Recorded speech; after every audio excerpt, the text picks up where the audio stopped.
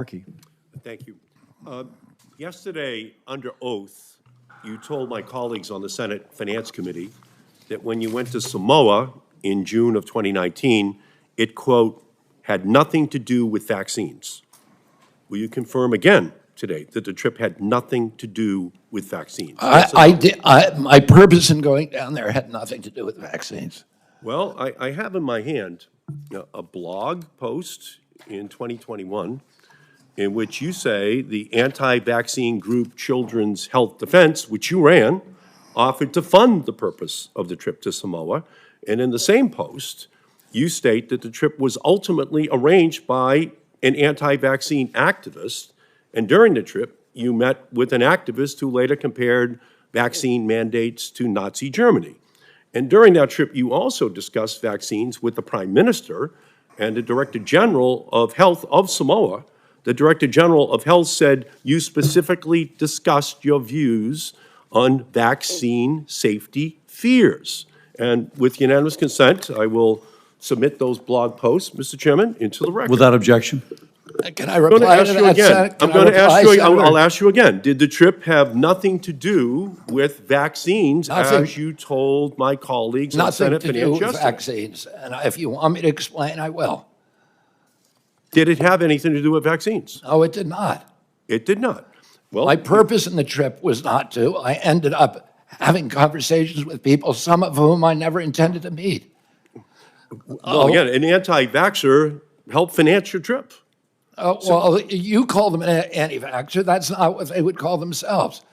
They call themselves safe vaccine advocates. I went down there, a CHD, which was that group, offered $6 million to obtain a grant for $6 million to install to digitalize the health records of Samoa. Right, well, let me just go on. I just want to. State-of-the-art medical informatics system. Thank you, and that was the purpose of my trip, Senator. I got it. Thank you. So let me just follow through now, 2019. So now in October of 2019, the CDC declared a measles outbreak in Samoa. And in November, Samoa started a mass vaccination campaign to stop the outbreak.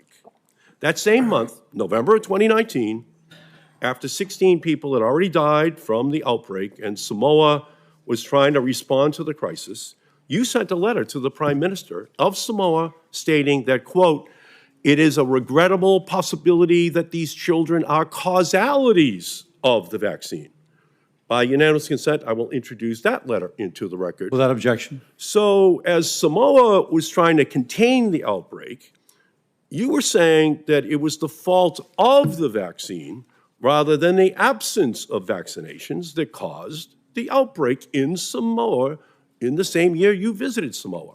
And I replied to that, Senator. Let me just finish. The death count in Samoa grew to 83.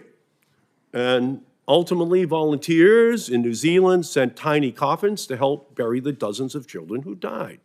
And the Samoan Director General of Health later said, with his last name and the status attached to it, people will believe him.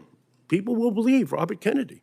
And a New Zealand vaccinologist later said the impact of your role was devastating. So your name and your profile helped fuel a measles outbreak. You scared people from taking a vaccine. It slowed the public health response, and children died. You've taken no responsibility thus far. And if an outbreak occurs in the United States, I have no evidence that you would not use your role as secretary to spread dangerous misinformation. So that one incident, from my perspective, disqualifies you from holding any position in healthcare, much less the #1 health official in the United States. And 75 Nobel Prize winners in science have said very clearly that you should not be confirmed, that it would be dangerous for you to have And you should look at their conflicts, Senator. You should look at their conflicts of those individuals. Well, 75 and Nobel... you should look at who financed that letter. 75 Nobel Prize winners, and by the way, of a high percentage of the medical community in Boston, the health capital of the United States and the world, have said the same thing about your qualifications. They're saying to me they don't want tiny coffins as well. Neither do I. So that's the basis of my reservations about you, and the reason why I'm going to vote no on your candidacy, because I just think it's too dangerous to run the threat that that misinformation is spread in our country in the same way it was in Samoa. Senator Murkowski, and let me compliment Mullen and Murkowski. They've stayed here